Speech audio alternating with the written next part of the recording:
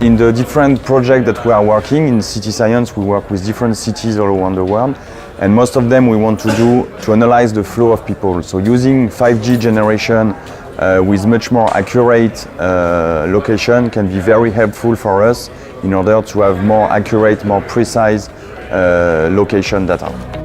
Standards are cornerstone in creation of these digital service infrastructures that will enable next generation services for the citizens and the business for the improvement of their daily life. Fiverr is creating those open standards that the city has to offer that will enable creation of applications and solutions that work the same way no matter what city.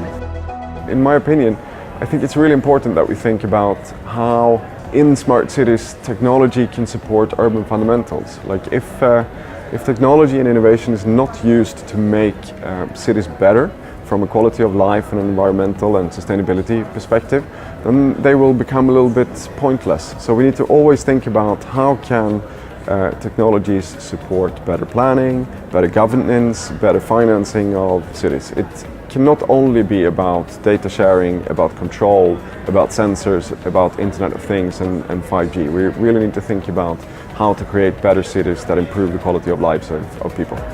From a sociological and economical perspective, and how these new technology is going to impact cultural changes and social habits and geopolitics in general in the world.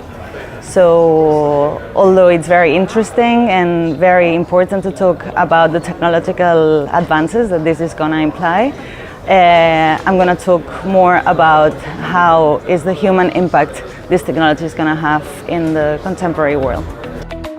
5G is going to bring change to cities. It brings the promise of connectivity of IoT, so things to things, things to people, people among them, in ways that are really transformative, way more than we have right now. So first of all, unlimited connectivity. Second, it's an opportunity for industry, mobile industry, and local governments to reinvent themselves. They will have to talk a lot more about how they can use technology. 5G brings a lot of new things, ultra reliable, low latency.